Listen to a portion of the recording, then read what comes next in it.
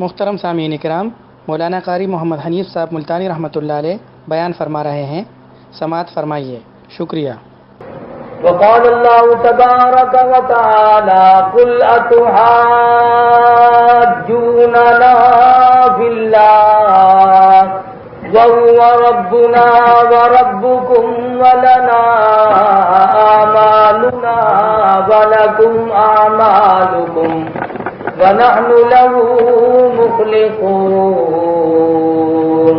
صدق الله مولانا العلي العظيم وبلغنا رسوله النبي الكريم ونحن على ذلك لمن الشاهدين والشاكرين والحمد لله رب العالمين۔ اللهم صل على محمد وعلى آل محمد كما صليت على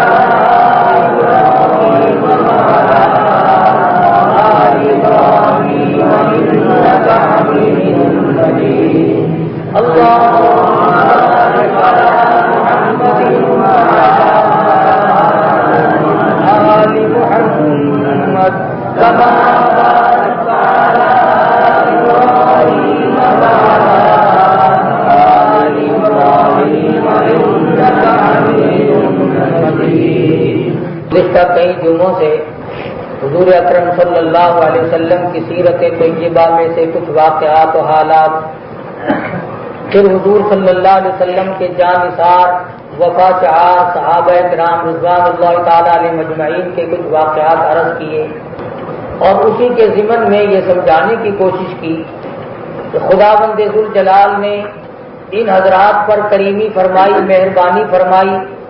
اللہ پاک نے ان لوگوں کی محنتوں کا صلہ ان کو دنیا اور آخرت میں عطا فرمایا، اور جو ان کے مخالف تھے، جنہوں نے ایمانداروں، مسلمانوں، نبی کے غلاموں کو تنگی دی، دکھ دیے، وہ آخر وقت آنے پر انہی لوگوں کے ہاتھوں ذلیل ہوئے۔ قرآن کریم صرف چند وقت کے لیے یا مہینے یا صدی یا سال کے لیے نازل نہیں ہوا، بلکہ یہ اللہ کا کلام پاک قیامت تک کی کائنات انسانی اور بالخصوص مسلمانوں کے لیے اللہ پاک نے نازل فرمایا۔ مکہ مکرمہ میں ایک طرف امام الانبیاء محبوب کبریا حضرت محمد مصطفیٰ صلی اللہ علیہ وسلم کی ذات باصفا ہے، اور دوسری طرف آپ کے دشمنوں کا بہت بڑا ایک اجتماع ہے، جس کا سرغنہ ابو جہل ہے، عتبہ اور شیبہ ہیں، امیہ ابن خلف ہے۔ ان لوگوں نے مسلمانوں کو تکلیف پہنچانے میں اپنی طرف سے کوئی کسر باقی نہ رکھی۔ جس نے مسلمان ہونے کا اعلان کیا اور جس نے کلمہ پڑھا، اس کو اس قدر مارا کہ اپنی طبیعت سیر کر لی۔ صدیق اکبر رضی اللہ تعالی عنہ ارشاد فرماتے ہیں کہ جب میں ایسے مسلمانوں کے پاس سے گزرتا تھا جو ضعیف اور ناتواں قسم کے ہوتے تھے، کمزور تھے، یعنی ان کا خاندان اور قبیلہ کوئی نہ تھا، بلکہ تنہا قسم کے مسلمان جو بنے، ان پر اس قدر ستم ڈھائے گئے، اتنی تکلیف ان کو پہنچائی گئی۔ صدیق اکبر فرماتے ہیں کہ آج ان کو آدمی سن نہیں سکتا، اور تاریخ اپنے آپ کو دوہراتی رہتی ہے۔ لیکن ہوا کیا؟ صحابہ کرام جو مار کھا رہے تھے، اللہ پاک نے ان کو کامیابی عطا فرمائی، اور پھر وہ وقت آیا کہ وہ تمام کے تمام ظالم حضور صلی اللہ علیہ وسلم کے صحابہ کے ہاتھوں قتل ہوئے، اور انہوں نے پوری دنیا کے سامنے مار کھائی، حتیٰ کہ سب سے بڑا دشمن جو نبی پاک صلی اللہ علیہ وسلم کا تھا، وہ چند بچوں کے ہاتھوں مرا۔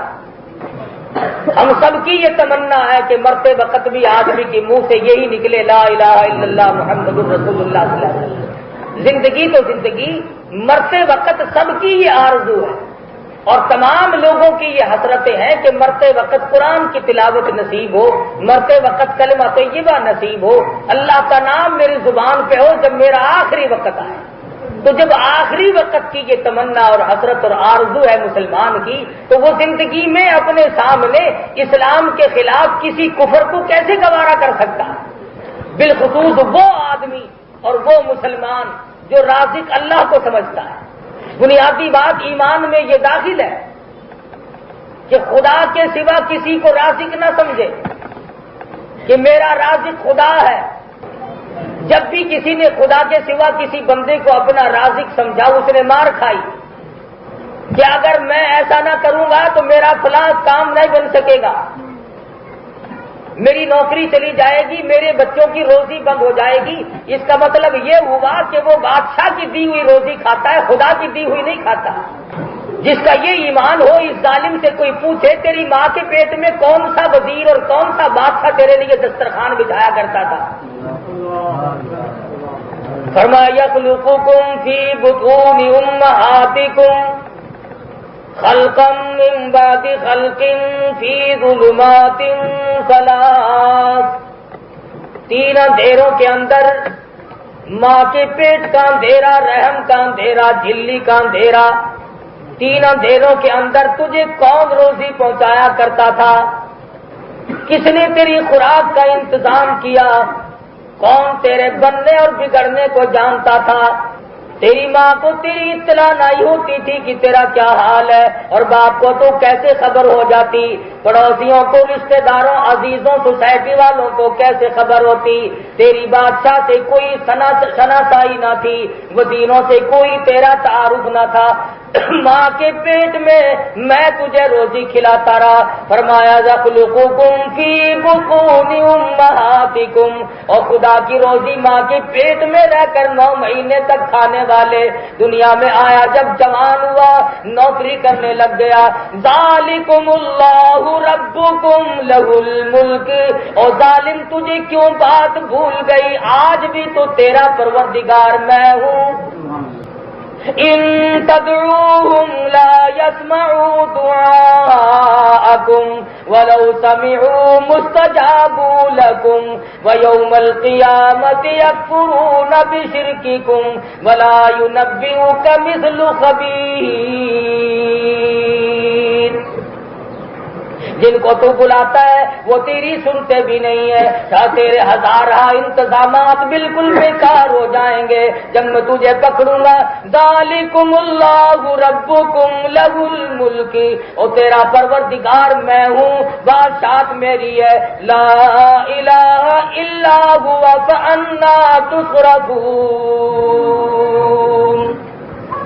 معبود میں، مشکل کشا میں، تمام لوگوں کی خبر گیری کرنے والا میں، سب کا روزی رساں میں، سب کو روزی پہنچانے والا میں۔ علامہ فخر الدین رازی رحمت اللہ علیہ تفسیر کبیر میں بادشاہ نوشیروان کا واقعہ لکھتے ہیں۔ سورہ فاتحہ کی تفسیر دیکھیں، مالک یوم الدین کی تشریح ہے۔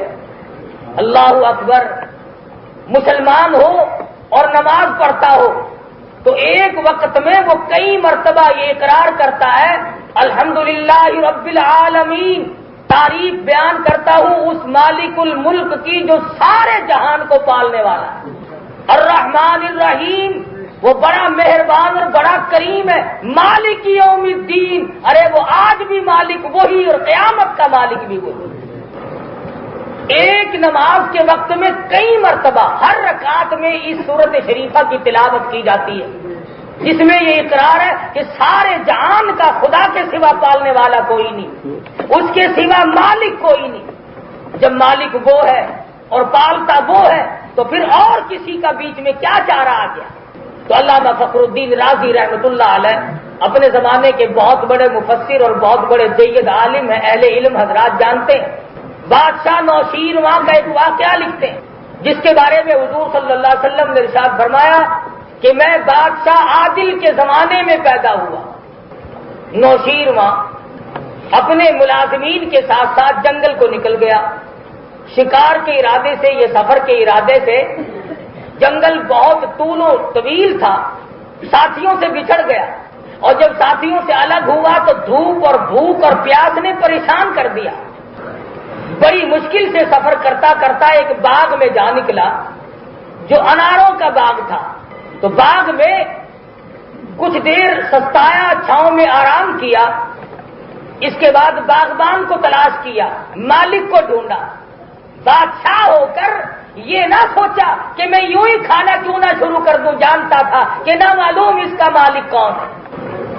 جب مالک کو تلاش کیا تو ایک نوجوان لڑکا ملا، اس کو کہا کہ میں مسافر ہوں، مجھے پیاس بڑی لگی ہے۔ اس نے کہا اچھا۔ وہ ایک انار توڑ کے لایا اور اس نے اس کے سامنے انار کے دانے کو نچوڑنا شروع کیا، عرق نکالا تو گلاس بھر گیا ایک انار سے، اور جب بادشاہ نے پیا تو بڑا لذیذ اور بڑا ذائقے دار اور بڑا ہی میٹھا اور بہت ہی خوش ذائقہ، تو گلاس پیتے ہی بادشاہ کے دل میں یہ بات آئی کہ ہمارے محل میں ہمارے گھر میں تو ایسے انار کبھی بھی نہیں آئے، یہ دیہات کے رہنے والے ایسے ایسے انار کھاتے ہیں، یہ باغ تو ہمیں چھین لینا چاہیے، ہمیں اس باغ کو قومی ملکیت میں لے لینا چاہیے۔ نام قومی ملکیت کا ہوگا، کھائیں گے ہمارے، قوم کو کون دیتا ہے؟ اگر قوم کو کچھ ملتا تو ملک کا یہ حال ہوتا جو آج مشرق سے مغرب تک بنا ہوا ہے۔ اور پھر کہتے ہیں کہ عوام ہماری ساتھ ہے، تو یہ جتنے مار کھا رہے ہیں یہ سارے خواص ہیں، یہ سارے خواص ہیں، بس عوام تم ہو جو سرکار کی دم ہاتھ میں پکڑے ہوئے ہے، جو گورنمنٹ کا ملازم ہے وہ عوام ہے، اور یہ 6-7 کروڑ کی آبادی سارے کے سارے خواص ہیں۔ بادشاہ کے دل میں یہ بات آئی کہ میں اس باغ کو غصب کر لوں گا، ایسے اچھے اچھے انار کھاتے ہیں یہ لوگ۔ کچھ دیر بیٹھا، یعنی احسان کا بدلہ دیکھیے، اس نے خدمت کی، پانی کے بجائے انار کا پانی نکال کر رس نکال کے پلایا، اور اندر سے کیا شکریہ نکلا ہے، وہ پانی بھی پلا سکتا تھا۔ اس نے سوچا مسافر ہے، دور کا ہے، پریشان حال معلوم ہوتا ہے، کوئی مہذب آدمی معلوم ہوتا ہے، اس نے انار کے دانوں سے نکال کر خوش ذائقہ، خوش رنگ، عجیب و غریب قسم کا گلاس بھر کے انار کے رس کا پلایا، اور وہ ادھر قومی ملکیت میں لینے کی تیاری کرنے لگا۔ کچھ دیر کے بعد کہنے لگا کہ بلے لڑکے، ساری عمر میں ہماری تیری پہلی ملاقات ہے اور بہت ممکن ہے کہ آخری بھی ہو، ایک گلاس ہمیں اور پلا دے۔ اس لڑکے نے جہاں سے وہ پہلا انار توڑا تھا اسی شاخ سے، اسی ٹہنی سے ایک اور انار کا دانہ توڑا اور اسی کے سامنے نچوڑا، تو گلاس تو کیا بھرنا تھا، چوتھائی بھی نہ بھرا، چوتھائی گلاس نہ بھرا۔ اور جب پی کے دیکھا تو لذت بھی ختم، ذائقہ بھی ختم، مٹھاس بھی ختم، تمام چیزیں برباد ہو گئی۔ بادشاہ کہنے لگا، رے نوجوان ٹھگی شروع کر دی، پہلا انار اور پیڑ کا تھا، یہ انار اور پیڑ سے توڑ کے لائے ہو، وہ کوئی تم نے اسپیشل اپنے لیے رکھا ہوا تھا جس کا رس تم نے مجھے پہلے پلایا، یہ اور ذائقہ ہے، وہ اور ذائقہ تھا۔ وہ کہنے لگا قسم لے لو، پیڑ تو کیا، میں نے تو شاخ بھی نہیں بدلی، اسی باغ کا انار ہے اور اسی ٹہنی کا انار ہے، یہ ذائقہ کیوں ختم ہو گیا، پھر یہ خوشبو کیوں برباد ہو گئی، پھر یہ لذت کیوں برباد ہو گئی، پھر یہ رس اتنا تھوڑا کیوں نکلا، اس وقت بھی ایک انار کے دانے میں سے گلاس بھر گیا تھا، اب یہ چوتھائی گلاس بھی پر نہیں ہوا، یہ ساری چیزیں کیسے ختم ہو گئی۔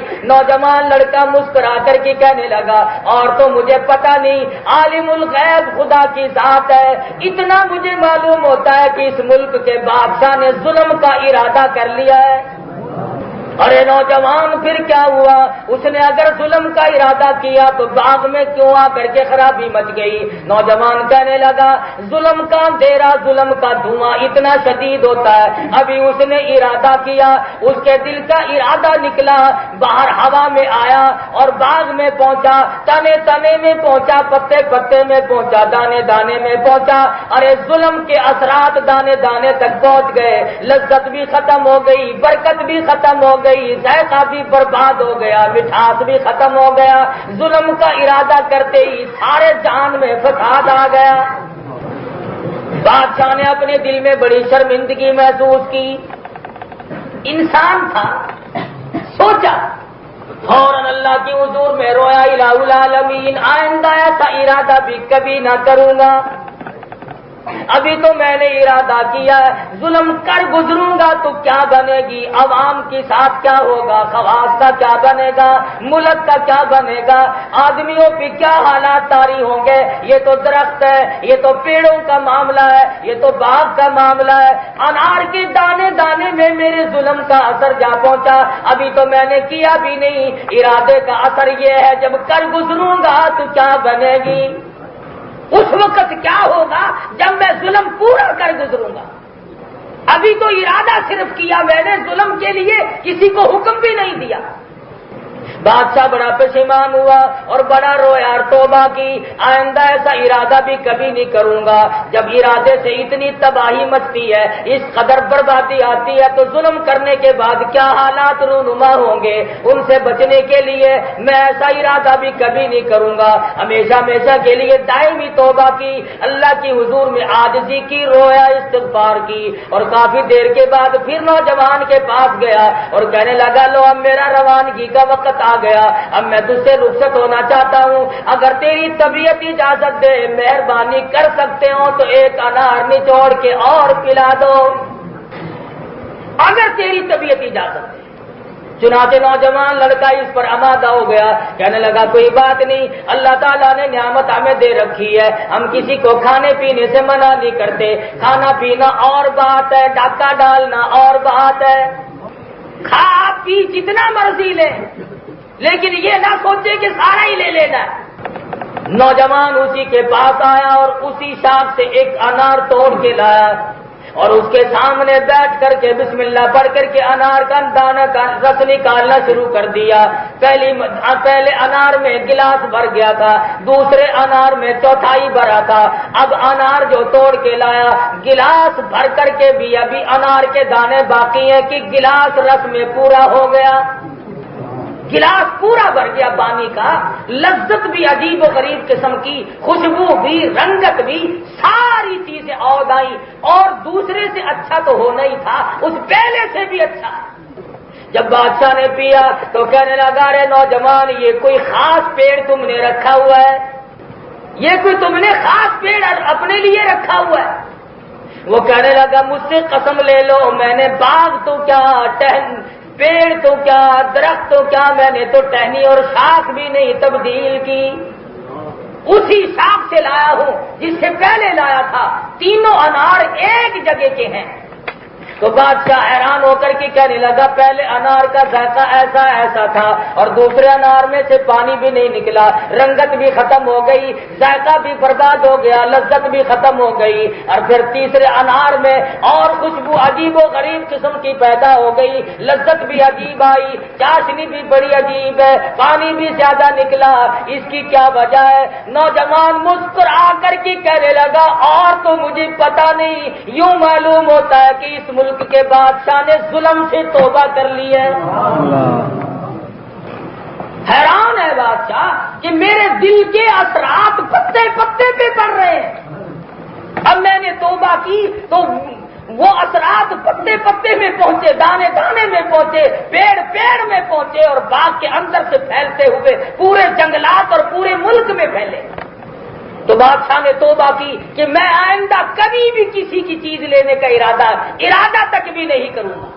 تو تفسیر کبیر میں علامہ فخر الدین رازی رحمۃ اللہ علیہ نے لکھا ہے کہ جب نیت کرنے سے، جب ارادہ کرنے سے بربادی یوں آتی ہے، اور جو کر گزرے اور جو کر رہے ہوں ان کے یہاں برکت کہاں سے آئے گی، ان کے یہاں خیر کہاں سے آئے گی، ان کے یہاں اطمینان کہاں سے آئے گا، ان کے یہاں امن کہاں سے آ جائے گا۔ یہ الگ بات ہے کہ ایک آدمی نہتا ہو اور ایک آدمی کچھ لیے کھڑا ہو، لیکن اس کو امن نہیں کہتے۔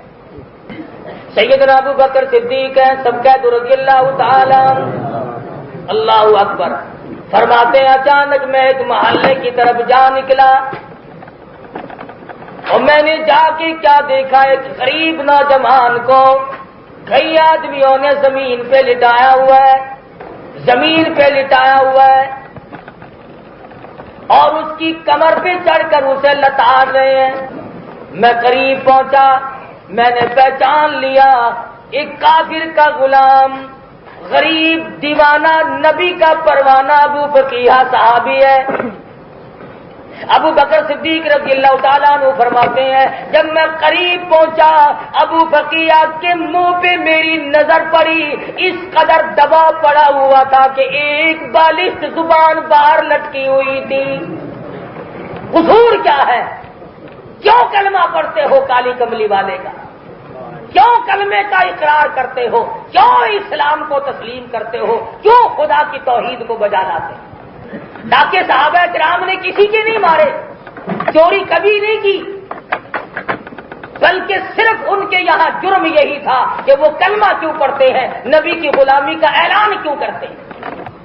علامہ شاہ عبد العزیز محدث دہلوی رحمۃ اللہ علیہ کے انگریزوں نے مشینوں کے ذریعے انگوٹھے کھینچ دیے، چھپکلی کا اوون بنا کر پلا دیا، شاہ صاحب کو کوڑ لگ گیا۔ ہم رہے یا نہ رہے، نظام مصطفیٰ کو کوئی فنا نہیں کر سکتا۔ جتنے بھی نظام مصطفیٰ کو فنا کرنے کے لیے لوگوں کو مارتے ہیں، تکلیف دیتے ہیں، پریشان کرتے ہیں، خدا کی قسم یہ سب مرنے والے ہیں، ان سب کی موت آگے رہے، لیکن ہم مریں گے کلمہ پڑھتے ہوئے، اور یہ انہی لوگوں کا نام لیتے ہوئے مریں گے آخری وقت میں بھی، جن کی وجہ سے یہ لوگوں کو مارتے ہیں۔ خدا جب حساب و کتاب مانگے گا، اللہ پوچھے گا جب دنیا سے چلے تو کیا کر رہے تھے؟ کوئی ایک کہے گا میں کلمہ پڑھ رہا تھا، دوسرا کہے گا میں کلمہ پڑھنے والے کے اوپر لاٹھیاں برسا رہا۔ صدیق اکبر رضی اللہ تعالیٰ عنہ فرماتے ہیں میں نے دیکھا کہ اچانک اس قدر ایک مسلمان کو مار پڑ رہی ہے، میں نے ان ظالموں سے کہا نہ مارو۔ ظالم کی یہ بڑی عادت ہے، اسے جتنا کوئی یوں کہے نا کہ نہ مار وہ اور مچڑتا ہے، مستی میں آ جاتا ہے۔ اب جتنے بھی علماء، صلحاء، بزرگان دین، اللہ والے، سمجھدار، حاجی، نمازی، غازی، سب یہ بتلا رہے ہیں کہ پرامن تحریک ہے، پرامن مطالبات ہیں، لیکن جان بوجھ کر جتنا منع کرتے ہیں اتنا ہی اس میں رفڑ بازی بھی چاہتے ہیں۔ میں یہ سمجھنے سے قاصر ہوں کہ اسلام آنے میں اور نظام مصطفیٰ کے نافذ ہونے میں انہیں کیا تکلیف ہے؟ اگر قرآن کے دشمن ہو تو اعلان کرو سیدھا سیدھا کہ ہمیں قرآن پجارے نہیں آتا، اسلام نہیں آتا، نبی کی نبوت ہمیں راس نہیں آتی، خدا کی توحید ہمیں راس نہیں آتی، کھلے اعلان کرو، پھر یہ منافقت کیسی ہے؟ سیدنا ابو بکر صدیق رضی اللہ تعالیٰ عنہ فرماتے میں نے منع کیا نہ مارو، غریب آدمی ہے، مسکین ہے، نہ مارو۔ انہوں نے کہا غریب کو مارنے میں تو مزہ آتا ہے، تکڑا کم مار کھاتا ہے۔ سیدنا ابوبکر صدیق رضی اللہ تعالیٰ عنہ فرماتے میں نے تو منع کیا کہ نہ مارو، غریب ہے، وہ اور مستی میں آ گئے۔ ابو بکیہ کی کمر پہ پشت پہ چھلانگیں لگانی شروع کر دی۔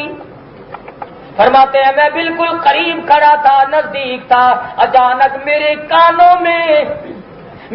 کانوں میں ابو بکیہ کی پسلیاں کڑاک کڑاک کر کے ٹوٹنے کی آواز آنے لگی۔ صحابی کی پسلیاں توڑ دی۔ جرم کیا ہے؟ کلمہ کیوں پڑھتا ہے؟ امام الانبیاء کی غلامی کیوں اختیار کی ہے؟ کالی کملی والے کا غلام کیوں بنا؟ قرآن پر ایمان کیوں لایا؟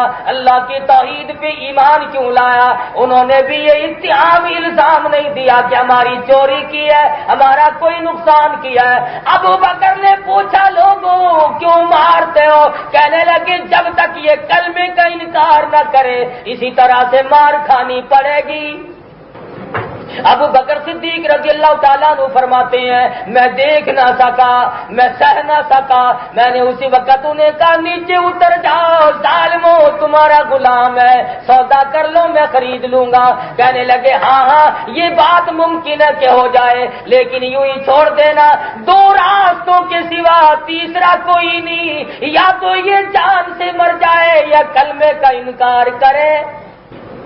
ابو بکر صدیق رضی اللہ تعالیٰ عنہ فرماتے ہیں کہ میں نے ان سے سودا کرنا شروع کیا تو بڑی مشکل سے سودے پہ آمادہ ہوئے اور کہنے لگے ہم ابو بکیہ کے بدلے میں 200 دینار لیں گے، 200 دینار کے بدلے میں ہم اسے بیچ سکتے ہیں۔ ابو بکر صدیق رضی اللہ تعالیٰ عنہ فرماتے ہیں اس وقت ہمارے لیے اتنی بڑی دولت تھی 200 دینار کہ ہاتھ نہیں آیا کرتے تھے۔ بڑی مشکل سے میں نے کہا چلو ابو بکیہ کو میں 200 دینار میں ہی خرید لیتا ہوں۔ کیوں؟ اس لیے قیامت میں اگر اللہ پاک نے مجھ سے یہ پوچھ لیا ابو بکر میرے ایک مسلمان بندے کی تیرے سامنے پٹائی ہوئی اور تم اسے کھڑے دیکھتے رہے تو میں اس کا کیا جواب دوں گا؟ میرے پاس اس وقت کیا جواب ہوگا؟ دن دولت اپنی جگہ پہ رہ جائیں گے۔ خدا بند عالم نے اگر اسی بندے کی وجہ سے مجھے پکڑ لیا تو میں ہمیشہ ہمیشہ کے لیے مارا جاؤں گا۔ ابو بکر صدیق رضی اللہ تعالیٰ عنہ نے خرید لیا، ظالموں کے نیچے سے نکال لیا، انہیں پیسے ادا کر دیے، اور ابو بکر صدیق نے نیچے سے نکال کر زخموں کی مرہم پٹی کی اور کپڑے جھاڑے اور جلدی سی ٹھنڈا پانی کا پیالہ لا کر ابو بقیہ کو پیش کر دیا۔ ابو بقیہ بڑی مار پڑی ہے، کلمے کی وجہ سے بڑی مصیبتوں کا سامنا کرنا پڑا، بڑی پیاس لگی ہے، حلق خشک ہو گیا، ایک بالش کے قریب زبان باہر لٹکی ہوئی میں نے دیکھی۔ ظالم نے اپنے ظلم کی انتہا کر دی، پر ابو بقیہ تو نے بھی اپنے عشق کی انتہا کر دی۔ وہ کہنے لگا ابو بکر تیرے احسان کا بدلہ خدا دے گا، میں کیا بدلہ دے سکتا ہوں، میں غریب ہوں، میں نادار ہوں، میں مسکین ہوں، میں مفلس ہوں، میں فقیر ہوں، میں کیا بدلہ دے سکتا ہوں؟ میرا پروردگار تجھے اس نیکی کا بدلہ دے گا، پر پانی پینے کے لیے مجبور نہ کر، میں پانی پی نہیں سکتا۔ ابو بکر فرمانے لگے کیوں؟ ارے حلق خشک ہے، پیاس لگی ہے، اتنی مار پڑی ہے، 2-4 گھونٹ پانی کے پی لے۔ ابو بقیہ فرمانے لگے ابو بکر جانتے ہو کس وجہ سے مجھ پہ مار پڑی ہے، کیوں مجھے مارا گیا ہے؟ میں سرکار مدینہ کا غلام ہوں، یہی میرا قصور ہے، یہی میرا جرم ہے۔ میرا اعلان سنو، جب تک میں شربت دیدار نہ پی لوں، جب تک امام الانبیاء کا دیدار نہ کر لوں، ایک گھونٹ پانی کا میرے حلق سے گزرے گا نہیں۔ مجھے معلوم ہے مار جو اسی لیے پڑی ہے، میری پسلیاں توڑ دی گئی، مجھے لتاڑا گیا، اور آج تو تم نے دیکھ لیا، روزانہ تجھے کیا معلوم جو رات کو مجھ پہ مار ہمیشہ پڑا کرتی تھی، میں تو بڑی مار کھاتا چلا آیا ہوں۔ ابو بکر صدیق رضی اللہ تعالیٰ عنہ نے ابو بقیہ کو ساتھ لیا، سہارا دے کے لے کے چلے۔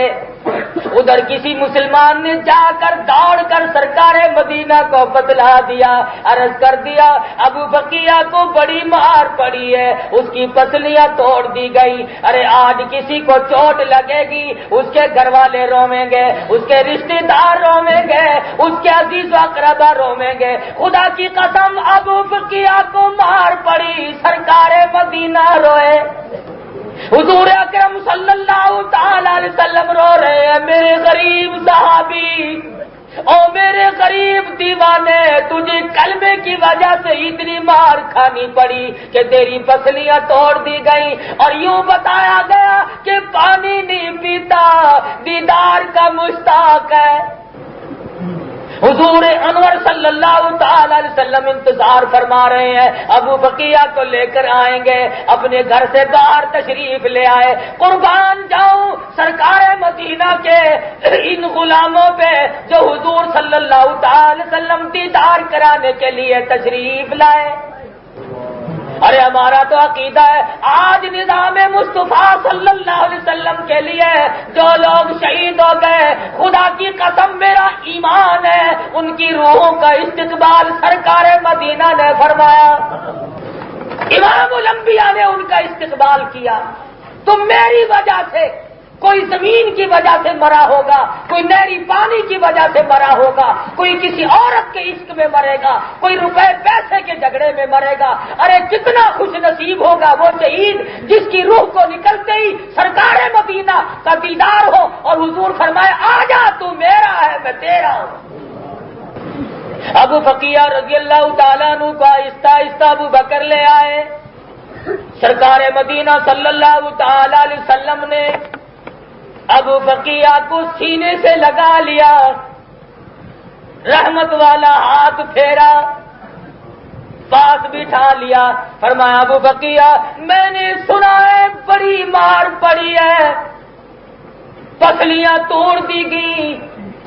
ابو بقیہ عرض کرنے لگے میرے آقا ٹھیک ہے، جو کچھ میرے مقدر میں تھا وہ بن گیا، پر اتنا تو میں بھی جانتا ہوں بہشت سستی کوئی نہیں، اتنا مجھے بھی معلوم ہے کہ جنت سستی نہیں، عیش و آرام کرتے کرتے حرام کھانے والوں کو بہشت کی ہوا نصیب نہیں ہو سکتی۔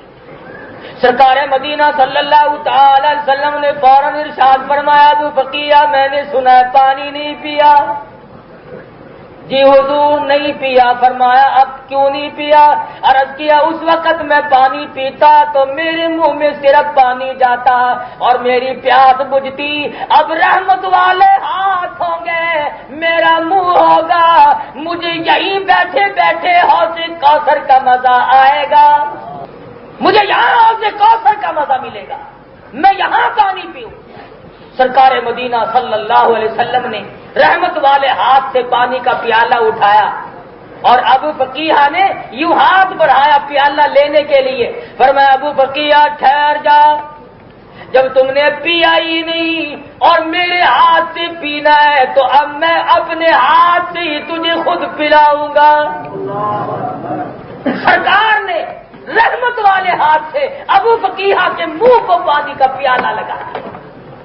ابو فقیہ نے رج رج کے پانی پیا اور کہنے لگا کیوں نہ پیوں، آج مجھے جنت کا مزہ آیا، آج مجھے حوض کوثر کا مزہ آیا، کیوں میرا یقین ہے ساقی کوثر چشم فیضا ابر نوازش لطف بداما رحمت حق کی بارش پہ ہم صلی اللہ علیہ وسلم۔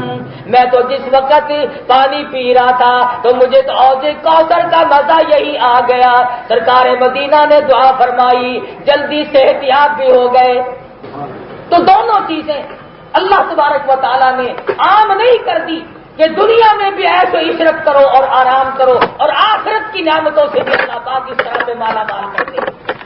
مسلمانوں گھبراؤ نہ، ہمارا مقصد مال اکٹھا کرنا نہیں، ہمارا مطلب دولت حاصل کرنا نہیں، ہمارا مطلب بنگلے بنانا نہیں، ہمارا مقصد کوٹھیاں بنانا نہیں، ہمارا مقصد کاریں حاصل کرنا نہیں، ہمارا مقصد ہے یہ ہے کہ اس زندگی میں، اس گناہگار زندگی میں ہم نظام مصطفیٰ صلی اللہ علیہ وسلم کا یہاں پہ نفاذ دیکھیں، اور یہ ملک تب بچے گا جب سرکار مدینہ کا دین یہاں پہ نافذ ہوگا۔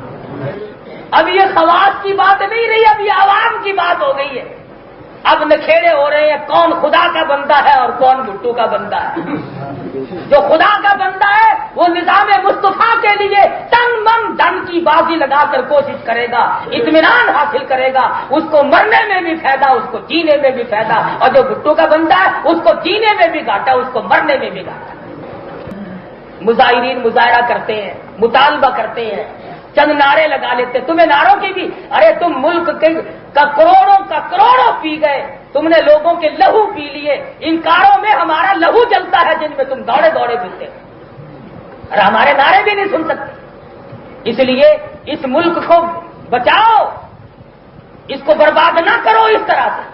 ملک ہمارا بھی ہے، تمہارا بھی ہے، نہ تم کہیں بھاگ کے جا سکتے ہو نہ ہم نے کہیں بھاگ کے جانا ہے، اور اصل درد تو ہمیں ہے، ملک ہم نے بنا، ہم نے اس کے لیے قربانیاں دی ہیں، ہم وطن سے بے وطن ہوئے، ہم نے کوٹھیاں چھوڑی اور خدا کی قسم 18 برس تک گھاس کی جھوپڑی میں وقت گزارا۔ اس لیے خدا کے قہر سے ڈرو، اس کے عذاب سے ڈرو۔ یہ تمہارے پڑوسی ملک ایران میں 1 مہینے میں 2 دفعہ زلزلہ آ چکا ہے، اگر یہاں ہلچل اذا زلزلت الارض زلزالہ، اگر یہاں زلزلے پہ زلزلہ خدا نے بھیج دیا تو تم بھی، تمہارے بچے بھی اور تمہاری بیگمیں بھی دب دب کر مرے، اور ہم بھی ساتھ ہی مرے، بچے گا کوئی نہیں۔